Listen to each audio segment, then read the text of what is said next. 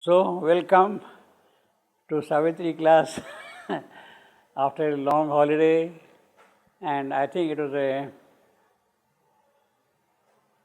enjoyable holiday, profitable holiday also, perhaps hectic holiday also, you see, in several respects. I think we are meeting almost after 4 months. Yeah, exactly. After 4 months, you see. Exactly. Yeah.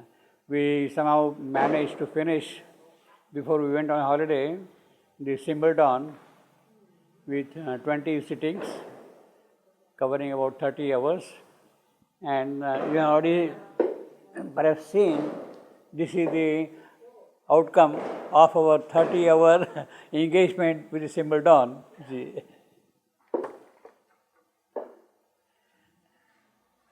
Now, slowly we shall start now the second canto, the issue.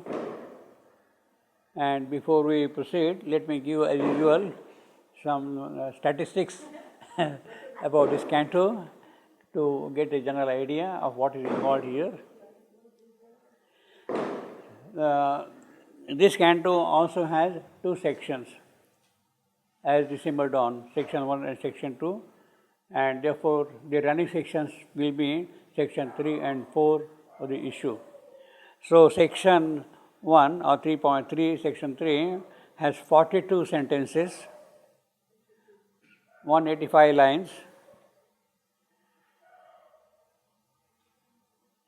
and the number of lines per word per sentence 4.41.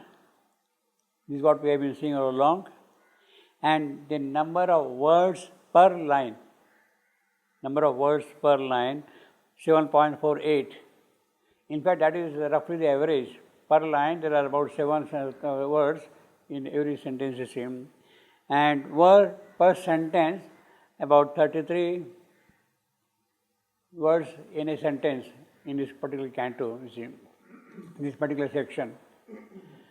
Now, these figures are important. You see, for instance, if you take per line about 7 words, it means that to recite a particular line, you need about 6 seconds. To read a particular line, a while withdrawn in secret fields of thought, you had taken 6 seconds to read that line, you see. And then on that basis, you can calculate how long it will take to read the whole of Savitri also, if you like, you see. It comes to roughly 21 hours to read the entire Savitri, you see. Total duration about 21, 22 hours roughly, you see. If you are a little fast, it can be a little earlier also than that, you see. Now, section 2 has 48 sentences and 182 lines. So, both the sections are about the same, 185 and 182 lines. And the words per line again 7.55, words per sentence 28, lines per sentence 3.8, again this one. So, the total number of sentences in this canto, the issue, are 90 sentences, 367 lines, and 4.08 lines per sentence on average. Again, words per line, average for the whole canto 7.52, and the number of words per sentence 30.6. So, approximately the same average is maintained throughout Savitri, I will say like that. 4 lines per sentence, 30 words per sentence, 7.5 words per line. So, that kind of an average is maintained throughout. That itself is perhaps interesting, and one would like to know what could be the real basis that things are following in that particular pattern throughout Savitri. Some kind of a magic formula is there that the whole Savitri runs along those lines, you see. Now, we have already seen what is involved. In fact, I will say that the first 6 sentences of this canto, 3.1 up to 3.6,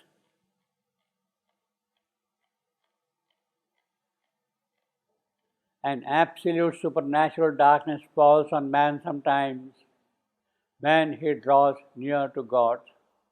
An hour comes when fail all nature's means, forced out from the protecting ignorance and flung back on his naked primal need, he at length must cast from him his surface soul and be the ungarbed entity within. That hour had fallen now on Savitri. These 6 sentences are, in a way, the continuation of the previous canto, the Symbol Dawn. So one might as well treat them as a part of Symbol Dawn also. But to maintain a kind of a presentation continuity, they are now here in the issue, and then the issue develops further in more specific detail. But the more interesting point here is line number 3.5. 12 passionate months led in a day of fate. 12 passionate months led in a day of fate. This line comes after the last line of the previous canto, the Symbol Dawn. This was the day when Satyavan must die. So, the issue of Satyavan's death is clearly mentioned in the first canto itself. The event of Satyavan's death is clearly mentioned, that it must happen. It has to happen if the evolutionary process has to proceed further. So, that is a given. Now, after that statement, here we have got 12 passionate months late in a day of fate. It comes to the specifics. Savitri is connected with that particular line. This was the day when Satyavan must die. And 12 passionate months correspond to the 1 year period after the marriage of Satyavan and Savitri. Later on in the story, we are told that Savitri had chosen Satyavan for her husband, and Narad comes to make an announcement saying that after 12 months, Satyavan will die, has to die. You see, he announces the death of Satyavan in book 6, Canto 2, later on. Canto 1, later on, you see. Now, this 12 passionate months has a reference to that particular event. 12 passionate months in a day of fate. Now, 12 passionate months means 1 year. It so happens that this line, you see, this is line 24th line in this particular section. Say 3.1, 3.2, 3.4, 3.5, this is 24th line. And the previous section has exactly 341 lines. 341 lines, this Symbol Dawn. So, this line in Savitri is the 365th line in the epic. This is 365th line in the epic, and 12 passionate months, year, 365 days coincides exactly with this particular number here, you see. Now, this is something which is very magical, very amazing, very beautiful also, how things kind of fall into their places automatically. Shaivan is not counting number of lines and making this line 365th line. You see, it happens, so to say, all along. Because, just happen. So things fall like that into places. As I told you earlier, see, on earlier occasions, mother wanted some money, a few coins or whatever. She will put her hand in the bag and just pick up some coin, and she would get exactly the number of coins she wanted. Without. So it's like that. 12 passionate months later in a day of fate, it has happened like that, you see. So I feel very happy about that kind of a coincidence, and we had to attune to some of the synchronicities which are present in Savitri, how things automatically get locked into each other and fall into their places, you see. Let us read these 6 sentences, 5 sentences, okay. A while withdrawn in secret fields of thought, her mind moved in a many-imaged past that lived again and saw its end approach. 12 months are passing, coming to a close. Dying, it lived imperishably in her, transient and vanishing from transient eye, invisible, a fateful ghost of self. It bore the future on its phantom breast. Along the fleeting event's far backward trail, regressed the stream of the insistent hour, and on the bank of the mysterious flood, people with velvet forms now seen no more, and the subtle images of things that were. Her witness spirit stood reviewing time. Her witness spirit stood reviewing time. The entire past Savitri is kind of reviewing at this point, you see.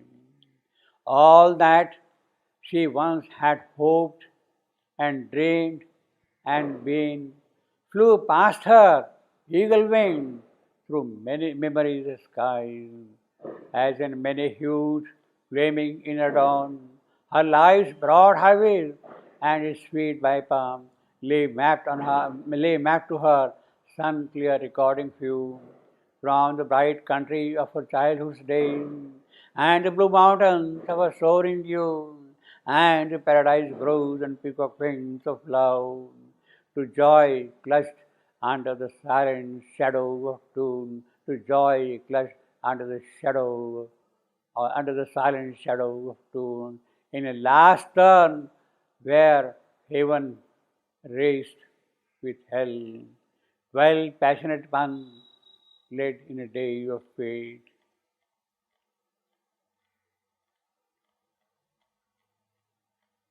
An absolute supernatural darkness falls on man sometimes.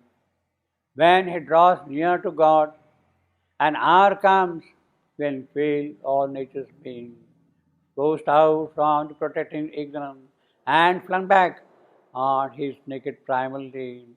He at length must cast from him his surface soul, and be the ungarbed entity within. That hour had fallen now on Savitri. So the issue is fixed already here. Why is it the whole thing? This was the day when Satyavan must die. The first few sentences, these 6 sentences, 5 sentences particularly we are reading, of the second canto, the issue, have direct relationship with the opening canto of Savitri, December dawn. Here is a description of Savitri recollecting the past and arriving at the fated day. Now, recollecting the past and arriving at the fated day. Fated day has already been announced. This was the day when Satyavan must die. Now, Savitri is recollecting the past. In December dawn, we have a phrase, Savitri lay in original somnolence. Savitri lay in original somnolence for eons, for ages and ages and ages. She was not aware of the mission for which she had taken the mortal birth. She was in the state of somnolence. And then, when things started happening, when a proper moment for her becoming active arrived, at that moment, and Savitri too awoke among these tribes. That is the first line of the second canto, so the second section. And Savitri too awoke. Now, awoke means she was in the state of somnolence. She is now awaking. And when does she awake? As we have said earlier, Savitri is awake when man lifted up the burden of his fate. The last line of the first section, man lifted up the burden of his fate. Savitri awoke. Therefore, Savitri's original somnolence was before the arrival of man and lifting up the burden of his fate. That is the entire somnolence. In other words, she was not aware of her spiritual mission. Rather, her spiritual mission has to begin only with the arrival of man. The process of evolution will go on in its own way until then, but with the arrival of man begins the mission of Savitri. Manomaya Purusha, the mental being, has arrived on the scene of evolution, and now Something is happening, man is doing something, nature is doing something, time is also doing something. But if a decisive step has to be taken now to go beyond the mental being, Manomaya Purusha, then Savitri's work comes into picture.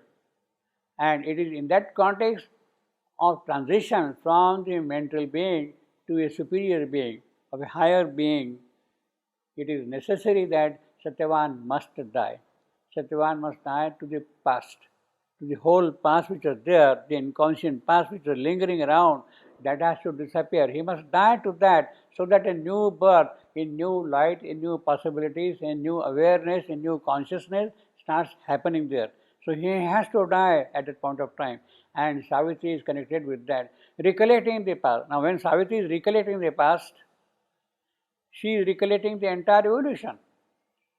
How things started, how man has come to this point, she is entirely reviewing that thing. In fact, this is a very interesting sentence in the sense that, in a way, you can read this thing at two levels.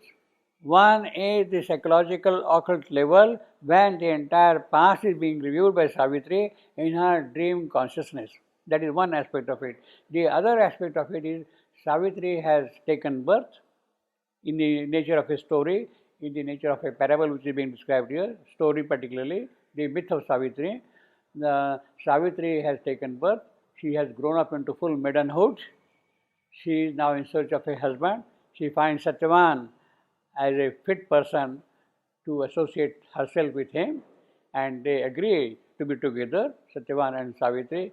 But then comes Narad and announces that 1 year after the marriage, Satyavan is going to die.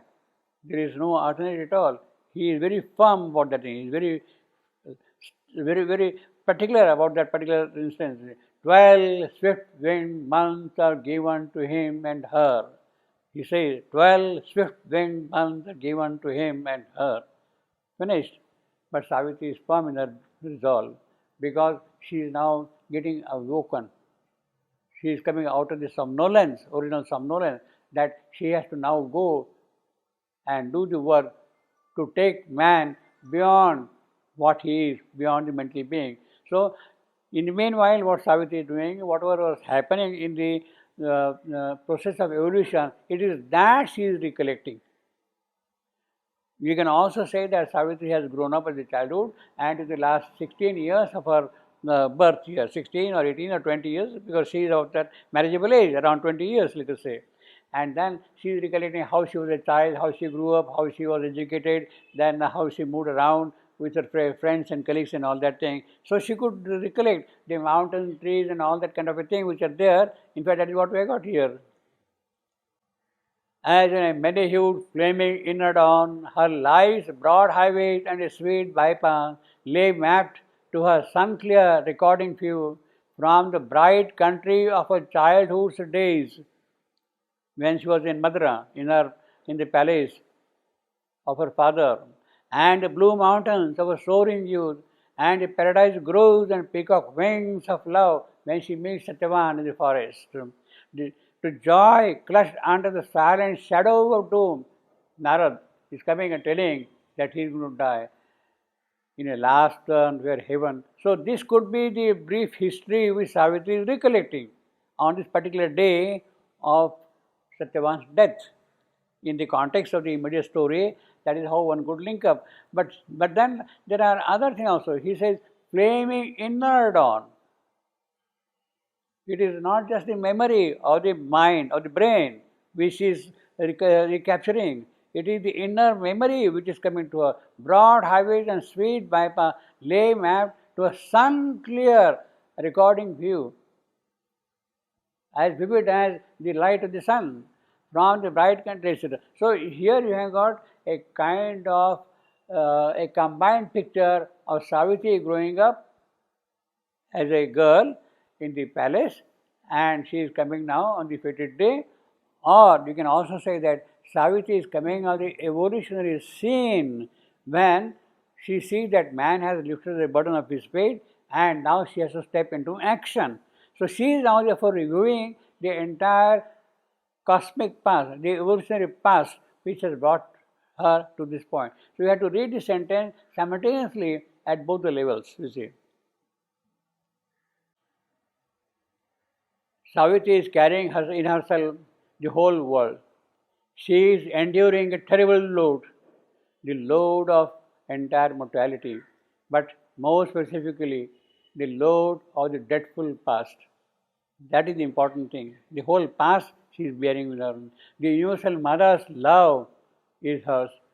That is just why Savitri can make her own personal misfortune a poignant sword, a sword that shall decisively strike the evil that exists at the afflicted roots of life. In the previous canto, we have got this thing, but now she stirred, her life shared the cosmic load. That is the cosmic load she is sharing.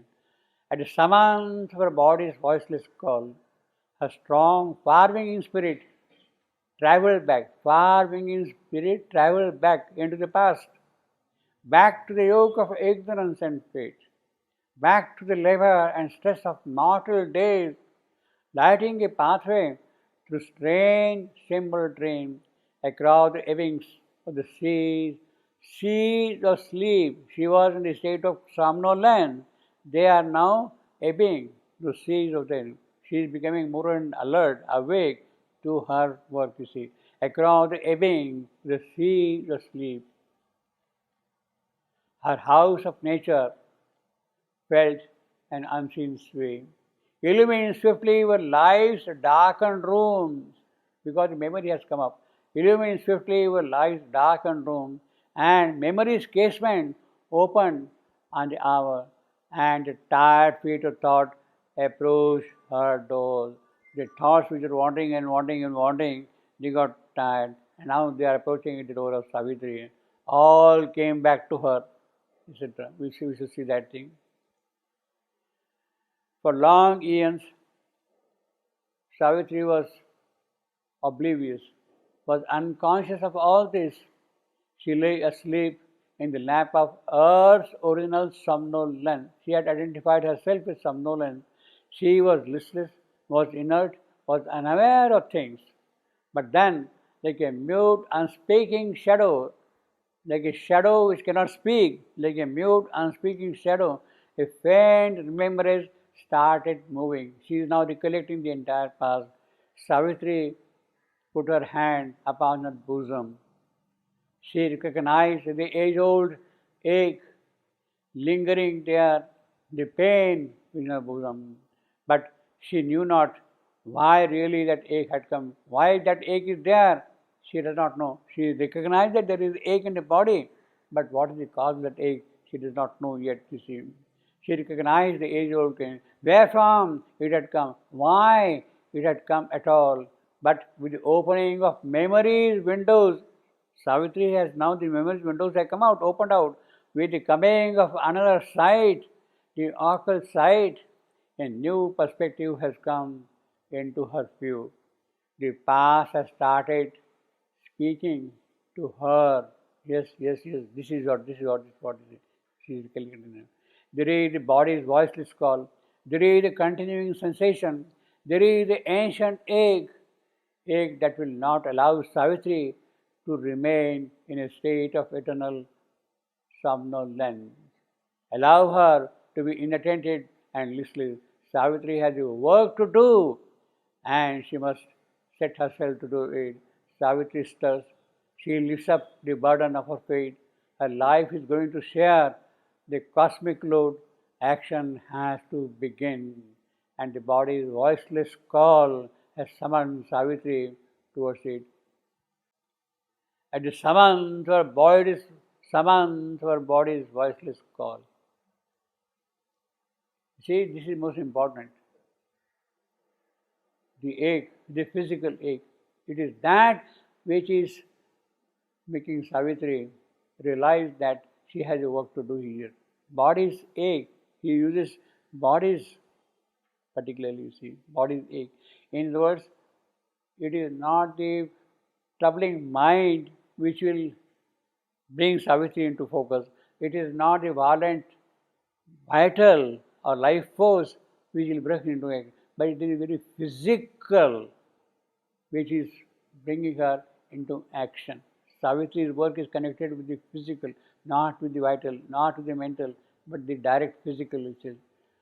At the summons, her body's voiceless call, a strong farming spirit travelled back. So it is the body now which is making Savitri alert that she has to do something for the body. In other words, the entire work of Savitri is concerned with the physical. The body is feeling the ache, the pain, and she has to solve that issue. Why that pain is there, that she has to look into and do something about that, you see. That is what we got here. All came back to her. When she is now recollecting the entire past, all came back to her. Earth and love and doom. Earth created as a significant center for the purposes of evolution. Love, the divine who has taken the plunge into the inconscience so that the evolution can begin. That is Section-1. So that the evolution can begin. That is Section-1. And doom, the opposition which comes from the void. It is these three disputants, the ancient disputants, encircled her like giant figures wrestling in the night. The goddess from the dim inconscient. See, all these things, goddess from the dim inconscient born, all the three, earth, love, doom. They are born because of the inconscience there, you see. Awoke to struggle and the pang divine. That is the body's ache, the pang. The divine himself is feeling that pang. And the shadow of a flaming heart at the somber center of the dire debate, the guardian of unconsoled abyss, inheriting the long agony of the globe, inheriting the long agony of the globe, a stone still figure of high and godlike pain.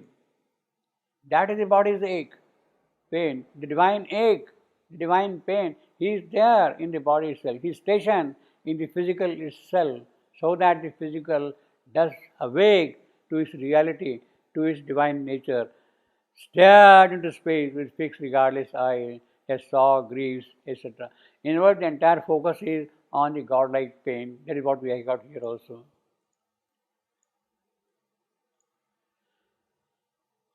Savitri starts traveling back in time, back to the point where began time. She is moving into the deepest past, whence commenced history. Savitri is moving back to the zero moment. Savitri must find the evil that is present at the roots of life. She must meet it. Even as Savitri is stepping into the forgotten past, she is beginning to see the old events and old things, these remaining stockpiled in the darkened rooms of her memory. But now these rooms are getting slowly lighted. Memory's windows have opened and Savitri moves backward in time and sees the oppressive contents in the room, the oppressive contents which actually need not exist. As the sight deepens, Savitri is awakening. Savitri sees present there the three ancient disputants, is what we have seen just now. Savitri also sees in the shadow of her flaming heart the figure of high and godlike pain. In the shadow of her flaming heart, the heart is casting a shadow, and in the shadow, what does she see? A high and godlike pain. In the heart shadow, you see. God of pain, staring with large, regardless eyes. He staring into fathomless space. He is a stone still figure, a white stone staying in the darkness of inconscience. And he sees with the eyes that see nothing. He sees the stone. Yes, the eyes are there. They don't see, but because there is a statue. And he sees with the eyes that see not things. He sees only the timeless depths of grief, but sees not the goal of life. With that unseeing sight, he is carrying out his official duties. God of pain has a certain function to do and is carrying on that duty, that work he sees. What is the work? Unless certain things are got done here yogically in an occult way, he is not going to oblige you at all. He will insist that this thing will be got done. But she is not the goal of life. With that unseeing sight, he is carrying out his official duties. He afflicted by his harsh divinity, harsh being a stone figure. For Savitri's unwept tears, he waits daily. Savitri is full of concern about his grief, about his pain, and therefore he unwept tears for that. He remains unappeased. He is discontented because Savitri has to find an answer to man's fierce question. Unless Savitri finds the answer to the question of man, he will not remain happy. He will not remain appeased at all. Why? Life of this mortal is accompanied by death. What is man's question? Man's question is, life is always accompanied by death. Why? Is it necessary that it should be always like that? Life accompanied by death, is it a must? That is the question. And Savitri has to answer that thing. And unless Savitri answers that question, this god of pain will remain always harsh until then. This is the insistence of the shadow, god of pain's harsh divinity urging an answer. Savitri has to find out. Savitri, who has been here since the beginning of the earth, lay quite long in the state of somnolence. She lay in her darker, thoughtful sister's room, but Savitri has to begin again the continuing sacrifice, etc. etc. Now, the sacrifice has begun directly under the eternal hand. The sacrifice of suffering and desire, earth offers to the immortal ecstasy, began again beneath the eternal hand. Earth offers to the ecstasy a sacrifice. It is that sacrifice has now begun. Begun by whom? By Savitri. Earth is constantly offering it. Began again beneath the eternal hand. It is the divine himself who is kind of doing all these things. Awake, therefore, awake, she endured the moment's serene march and looked on his grain, etc., etc. Savitri must lit the yajna fire, sacrifice, in the darkness of the night, in the dim soul of the night. Savitri must make her life an altar and herself a sacrifice. Savitri has to be the yajna fire. She herself is the yajna fire now of sacrifice. Savitri has to be the yajna offering. The yajna is to deal with the god of pain. He who truly is the god of bliss. God of pain, divine pain, he is actually divine bliss himself, you see, of his own. God of bliss, white statue in multiple folds of inconscience, the divine in the multifolds of inconscience. God of bliss in murkiness of the inconscient world. Savitri cannot remain unmindful, he remaining unappeased. But where the yajna fire is to be set ablaze, yes, Savitri has to make a sacrifice, but where? But the destined place and the destined time, they have already been marked. Yes, in the Shalva woods, in that forest, the destined place, destined time. It is there Savitri has to do the yajna. Smiling dangerous world, in hearing the ignorant cry of living things and the trivial sound, Savitri is holding the sword in her hand, the sword of conquest. The trivial sounds, this is what we got here, you see. Awake and due to moments come, and looked on the green, smiley, dangerous world, and heard the ignorant cry of living things in the forest, deep in the forest. Amid the trivial sound, the unchanging scene, her soul arose, confronting time and fate. Immobile in herself, she gathered force. At that moment, she gathered force. She is standing there with a conqueror's sword. She shall come with a conqueror's sword. That was a divine boon given to Ashwapati. Yes, she will come with a conqueror's sword. This was the day when Satyavan must die. So Savitri is recalling all those things. This is all to be on the day when Satyavan is to die.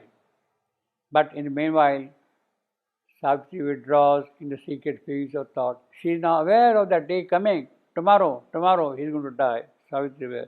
And in the meanwhile, she is reviewing the entire past. But in the meanwhile, Savitri withdraws in the secret fields of thought.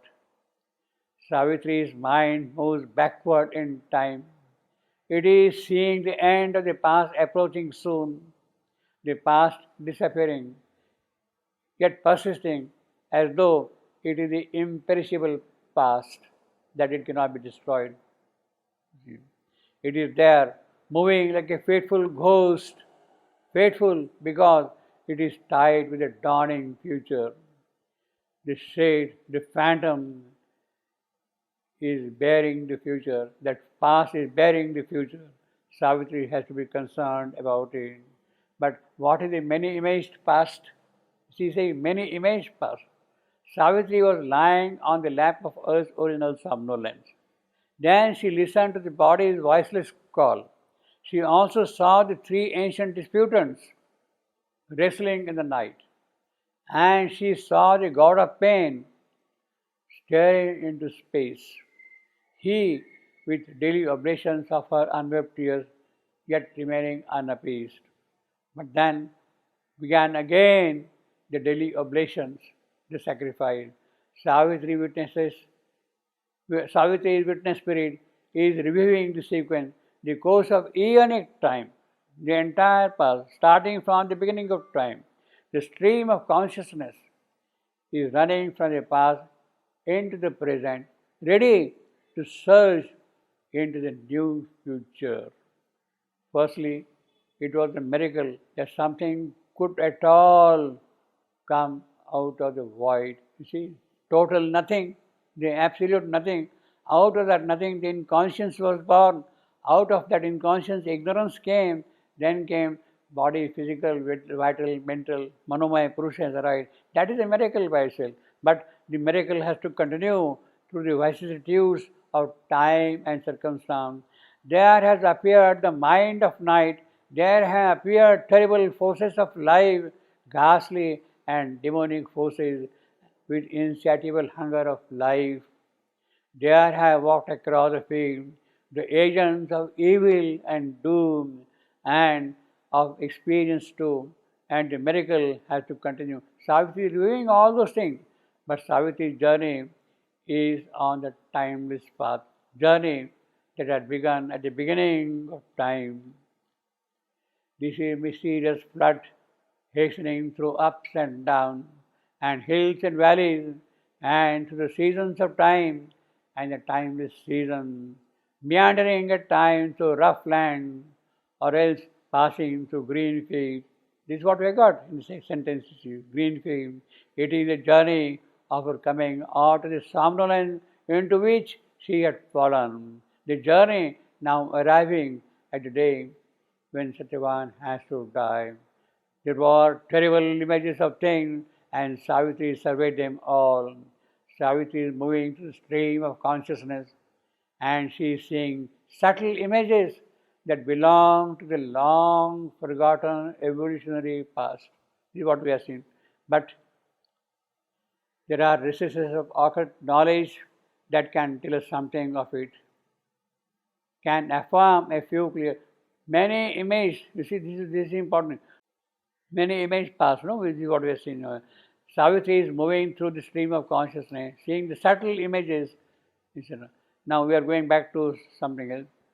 But there are recesses, record of yoga. Shivanur, we are referring to what Shivanur said about record of yoga, has a clue to it. Here was Vishnu as Matsya, fish. That is how the evolution begins, according to the Puranic tradition. The fish saving the first man, it is Vishnu as a fish who saved the first man. First man in the occult, understood, not on the physical plane. Manu, he rescued the first Manu and 7 sages and the Veda. That is the first work done by Vishnu in the avatarhood as a fish. The Veda that was kept hidden by the demons. Savitri must be seeing him in that form. So Savitri is saying now Vishnu in that form, that he rescued the Vedas, he rescued the Rishis. She is seeing many images pass, no? At the time of the churning of the ocean, the second comes now, churning of the ocean, you see, Samudra Manthana, Mount Mandar, the Puranic Mount Mandar, it was made a churning rod. That was the churning rod, was sinking in the ocean. That rod was sinking in the ocean. In order to support that rod, then came Vishnu as Kurma, the turtle. Vishnu came as Kurma, as the turtle, and supported the mountain. Mountain was made a churning rod, but it needs support, and Vishnu provided the support as the turtle, the sea turtle, and provided the support to the rod. Yeah, then comes when the demon Hiranyaksha stole the earth, Bhu-Devi, goddess earth, Vishnu as Varaha, the boar, received her from the ocean. Savitri sees all that, the episodes enacted in the moving time, what Vishnu has done as fish, what Vishnu has done as turtle, what Vishnu has done as the boar. She is reviewing all the cosmic events in the past year. Then, in a sequel, she wanted to take revenge. We have half man, half lion coming on the scene. After the Varaha, boar, then half lion, Narasimha, that is the fourth avatar of Vishnu, to Hiranyaksha. Now, all these things, these four avatars, Matsya, Kurma, Varaha, Narasimha, these four avatars, they are what had happened in the Treta Yuga, the first Yuga of the Puranic cycle. There are four Yugas, Treta, Dwapar, Kali, psychologically. Now, it is at this point in the following Yuga, Treta Yuga, the ground was much cleared psycho-spiritually and the advanced made was clear. And as her memory's casements opened, Savitri reviewed this entire past, reviewed up to the point when it started stepping into the future. This is old past and must be dissolved. It can get dissolved in the death of Section-1. His death a necessary death. He must die. That is why he must die. It is not that he will die. Well, all of us will die. It's not that. But all of us don't, we must die. That we don't have that kind of a thing, you see. That I must die. That's not there with us. Savitri is arriving the day when Section-1 is to die. 12 passionate months led her in a swift, tremendous day, the decisive day of fate, the shining epochal day, the day of death is the shining epochal day. This line, 12 passionate months led in a day of fate, is exactly the 360th line in the original text of Savitri, you see, as I said just now. Her human heart, Savitri's human heart, is going to speak to the body's fate. You see, again, her heart is speaking to the body. Body is the important thing once more. Body is speaking. The packed, serried march of moment has gathered speed to be in time at the destined spot. The spot guarded by the blue-throated ascetic. You see, in the meeting, the destined meeting place, you have the whole picture, rock-carved Shiva with blue throat there. Shiva himself is guarding that destined place. See, that is what we got in the book 5, Canto 1, the destined meeting place. He who had taken the poison that had appeared during the churning, it is his vast extended spirit, his original spirit, that is present behind that place. Section-1 and Savitri get married, but exactly 1 year after the marriage, there is going to take place the unavoidable death. of Satyavan, a kind of essential death. They together, having seen the full cycle of time, 12 months, the entire cycle or the entire seasons of life, of movement in time, they have to see it together. Then only they can life path. Satyavan, 1 year after his marriage with Savitri, has to abandon his body. That is what the Vyasa Savitri says. Samvatsarena kshanayur deha nasya karishyati. Samvatsarena, 1 year, deha nasya. Kshanayur means deha has become kshina, declined. He will abandon his body. Deha nasya karishyati. Abandon, that is the phrase from Vyasa Savitri. Abandon his body. Satyavan and Savitri live together through the complete cycle of time, and it is time that the cycles move forward. For them to move forward, there is necessity of the death of Satyavan. Time has matured up. Time has ripened to the point that greater cycles begin. That is the work of Savitri. The omniscient goddess saw it. She had cast the seed of death when she saw the ages ready for her feet. A seed shall be sown in death's tremendous hour. That tremendous hour of Satyavan, that has to arrive. In that hour, the seed will be sown, the seed of future, the crimson seed of glory. She proclaimed. This is the dawn she had brought, the omniscient goddess. She was here for that, and the dawn built her aura of magnificent hues and colors. Well, actually, we can quickly see what Shibandhu has put in Record of Yoga, these pages. You must have seen already this thing. You see. The material world is first formed with the sun as center. The sun being itself only a subordinate star of the great Agni. Mahavishnu, sun himself, the solar world itself, is a subordinate star of Mahavishnu, in whom is centered Bhu. Bhu means Prithvi, earth. Earth, Prithvi, Bhu. Mahavishnu is Virat Purusha. Virat means cosmic, Purusha, who as Agni pours himself out into the forms of sun and stars. He pours himself in the form of sun. He is Agni, Tvashtra, Vishwakarma. He is also Prajapati and Matarishwan. These are the three primal Purushas of the earth life. Agni, Tvashtra, Vishwakarma and Prajapati in Agni. Agni, Tvashtra, Prajapati and Matarishwan.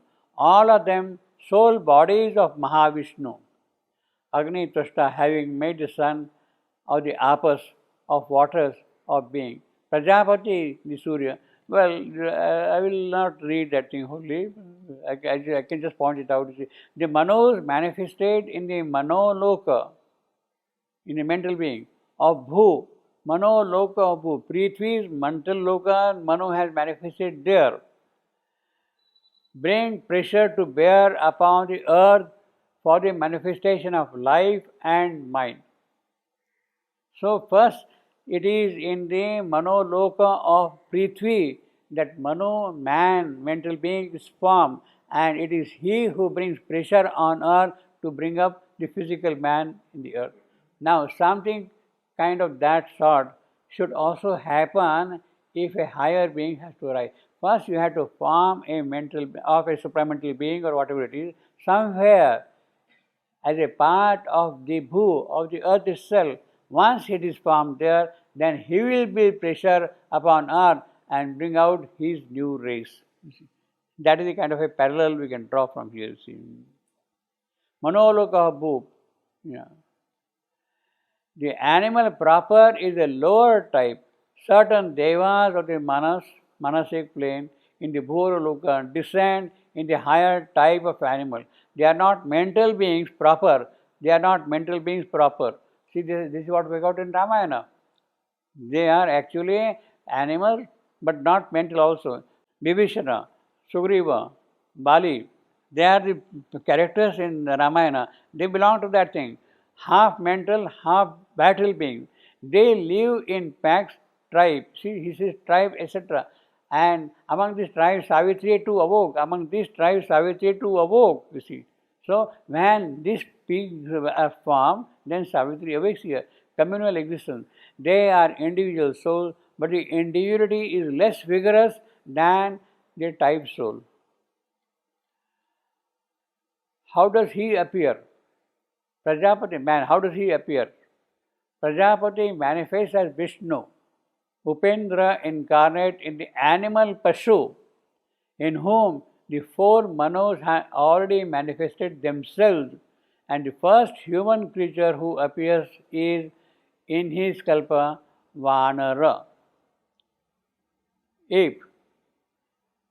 So Shebanu says in Savitri, man, he is taking the ancestry of man is from an ape-like creature. That ape-like creature is what clarified here. Animal ape, you see. It is not that ape has evolved into man, according to biology. It is ape-like creature from which man has arrived. And that ape-like creature is what manifested themselves. And the first human creature who appears is in the Kalpa, the Vanara, ape. Four manos here described, four manos also in this one. Chatvaro manava. That is what the Gita says. Chatvaro manava. In fact, I will read them also slowly. There are man's beginnings. These are man's beginnings.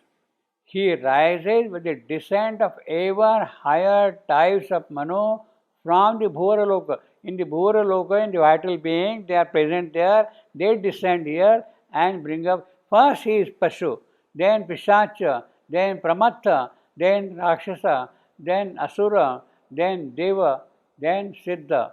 So he ascends the ladder of his own being towards Sat Purusha. Man has arrived at this point, and it is at that point Savitri awakes. Man, the first Prajapati, is part of Mahavishnu, himself descended into the mental plane in order to conduct the destinies of human race. He is different from the four manos who are more than Prajapatis. They being the four types, these four manos are type souls, you see. Each soul has a character, and four characters of the soul is what constitutes a mano, whom human Purushas are born.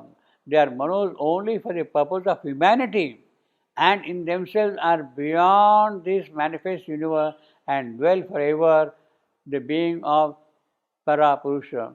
They are not true Manomaya Purusha, but Mano Prajapati is a true Manomaya Purusha. Well, these are all occult things. What can we understand? You can just read that, you see. See. Then he says here, each Manvantara, each cycle is Manvantara. You see, each Manvantara is governed by one particular Manu. Each Manvantara is composed of a varying number of Chatur Yugas according to the importance and difficulty of the stage with which it is concerned. Once, at least in each Chatur Yuga, the Mano of the Manvantara incarnates as man upon earth. But this never happens in the Kali Yuga.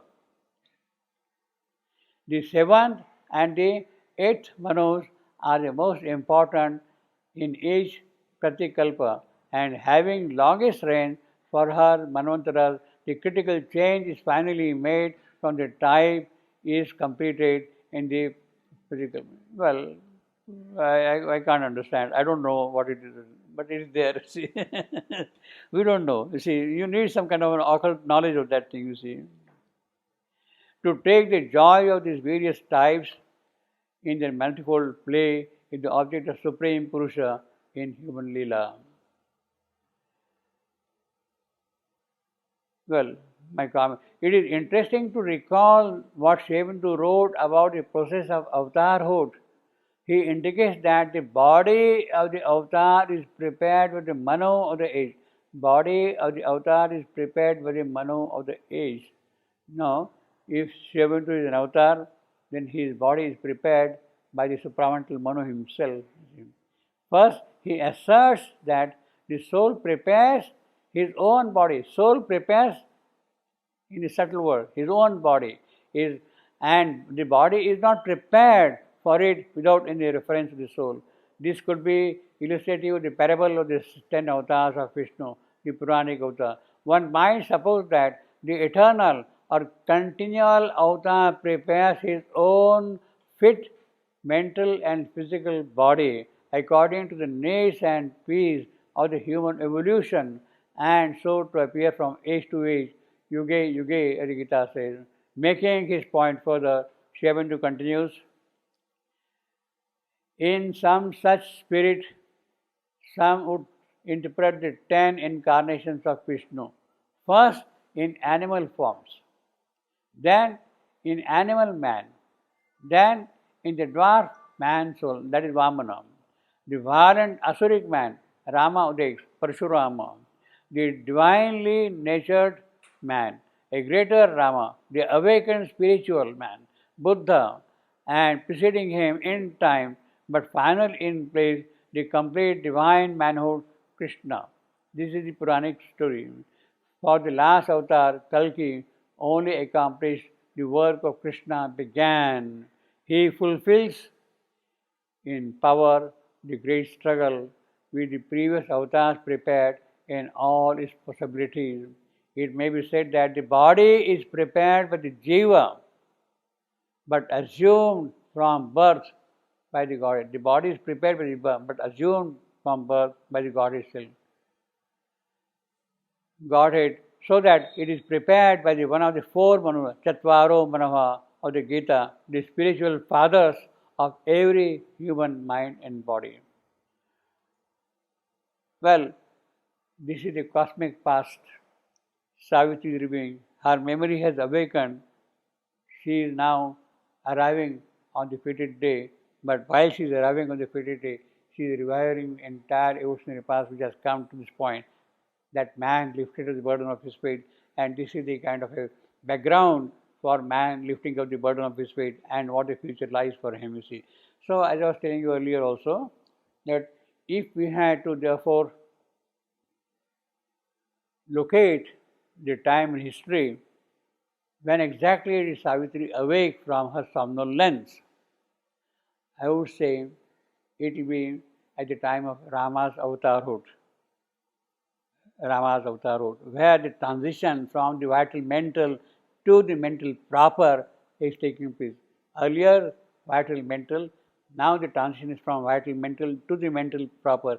At that transition, Savitri has awoken, and the transition is marked by the avatarhood of Rama. So, the historicity of Rama is extremely important in the evolutionary course of time. The avatarhood of Rama marks a great step, in fact, actually. And Savitri's awakening at that moment of time is towards taking that avatarhood forward so that a superior being, the higher being, arrives here. For that purpose, you have to build up the higher being first in the upper world there, and then by the pressure of him, it will happen here on the earth. That is exactly the kind of work the mother is engaged in, you see. I think we'll stop with that today before we continue further, you see. Time, when did the transition? Pardon? Time. When did Time. the transition come from The Vedic time. The Vedic time.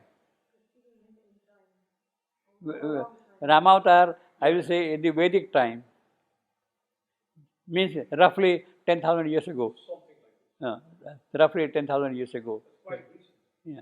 So Savitri is working in this active form for about 10,000 years. And she says, whenever and wherever there was a possibility of the ray of the Supreme manifesting upon earth, I was present. In fact, she has been there earlier also, before that, but in a state of somnolence. Since the beginning of the earth, she says.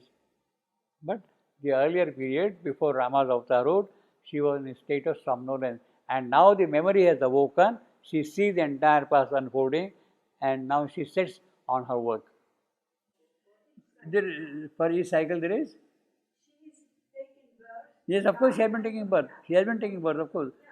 Since the beginning of the earth, whenever and wherever there was a possibility, I was present of the divine. This time She is now active, directly active. the last one. That's right. Yeah, exactly. She is awoke. No, she is awake. Yeah, you see. That's the important thing. Savitri is awake now today, you see. Her work began. In fact, now, that is why Satyavan has to die. You see, she is awaking for that purpose. In other words, the past, Satyavan has to die, means the past has to disappear and the future has to come into picture.